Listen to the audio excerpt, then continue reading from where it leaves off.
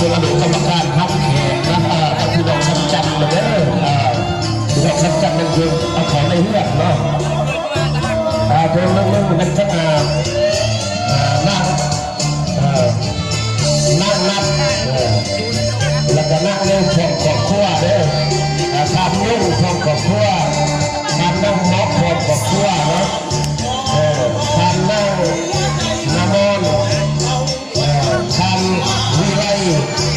พร้อมกับขั้วเนาะทำคุณทวีพร้อมกับขั้วทำต้มมะลิพร้อมกับขั้วทำน้ำใบพร้อมกับขั้วทำสอพร้อมกับขั้ว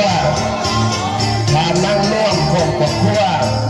ทำนั่งมันพร้อมกับขั้วทำเลี้ยงสอน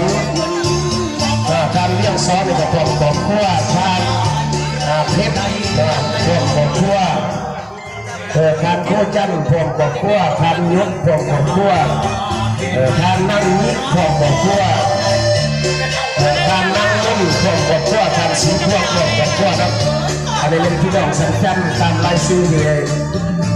ส่งมาให้กระเป๋าเส้นนะถ้าลูกกรรมการเรียนที่นะจะต้องรับพี่น้องด้วยนะเป็นในเรื่องนะเรื่องจากนั้นเป็นเขาโตเราสร้างที่นี่เลย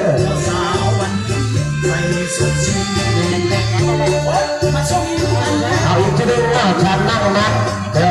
ทานนั่งนัดจะพร้อมกับขั้วทานนั่งเดิมพร้อมกับขั้วทำยุ่งพร้อมกับขั้วทานนั่งล็อกพร้อมกับขั้วทานนั่งละม่อนพร้อมกับขั้วทานวิไลพร้อมกับขั้วทานดุลทวีพร้อมกับขั้วทานคมมะลิพร้อมกับขั้วทานข้าวใบพร้อมกับขั้ว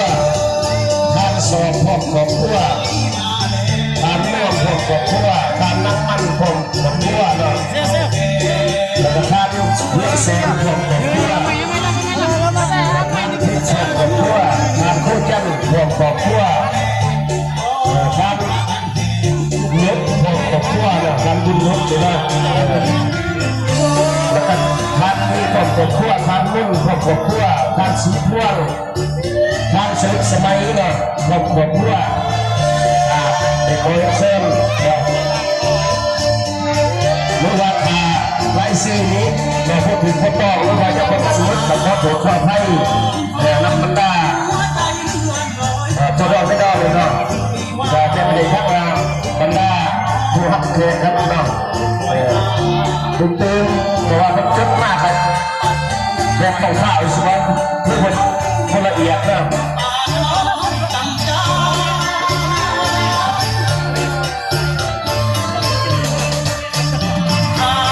อีกทีนึงนะมาประสายสัมพันธ์นะบรรดาแขกที่ตัวแขกจะไม่เล่นมาหลังเลยทานน้ำมันแขกกับขั้วทานน้ำมันจะรอกันแขกกับขั้วทานนึ่งแขกกับขั้วทานน้ำล็อกแขกกับขั้วทานน้ำมันแขกกับขั้วทานซุปสมัยแขกกับขั้วการบุญทวีการตุมลีของกับขั้วทางไทยของกับขั้วทางโซของกับขั้วทางร่วมของกับขั้วเนาะแล้วก็ทางนั่งมั่นของกับขั้วทางเลี้ยงสอนของกับขั้วทางลิฟของกับขั้วทางโคจังเราของกับขั้วทางยศหรือว่าทางบุญยศนี่เราของกับขั้วทานนั่งนี้นี่ก็พร้อมโดยครอบครัวทานมุ่นทานนั่งมุ่นพร้อมโดยครอบครัวทานสีพวงพร้อมโดยครอบครัวนะอันนี้เป็นพี่น้องพวกเราพี่น้องทำจันนะที่คนในทรงรายชื่อมาให้นะคันมาบุตรพระเจ้ากับขอโทษขออภัยบทเจ้าเพิ่นเขียนบทแจ้งนะ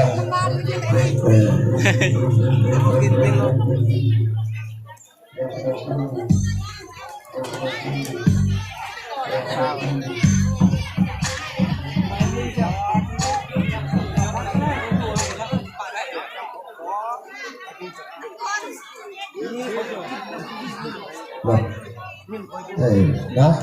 กะ คอยเชิญข้าทั้งปีทั้งนอกเขาเนาะประธานอาหารเด้อในโต๊ะได้ตังไอ้น้องครับแขกเขาตาเนาะเห็นเรายินเบียร์ด้วยกัน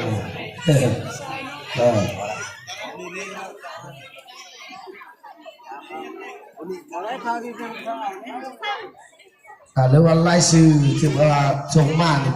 บางทีบางตอนกับคอเป็นคอไทยน้ำบรรดาพอดองไม่ต้องมาตกผักไทยยิ่งเพราะว่าเพิ่นชงมากให้อันนี้ก็ตามเบิ้งก็คือสิเพราะว่าทางโฆษกกับบ่หูไทยแน่เนาะชื่อว่าในนี้มีแต่เสริมสมัยได้เป็นบริเกียรติซื้อแต่อ่านเสริมใหม่เลยเนาะเสริมสมัยด้วยพี่นึง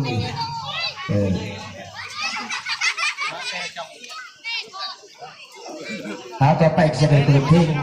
ให้ฟังเนาะเอาเพลงม้วนๆมาดิเพื่อย่อยอาหารกินข้าวกินน้ำดีแหละที่คอยจัดหอบระดมสมัคคีกันได้บ้างเนาะถามเมื่อเนี่ยผู้เสียผู้สาวนี่ผู้ชมยังโสดอยู่เลยผู้นำยุติไม่ใช่คนโสดๆต้องก่อนนะ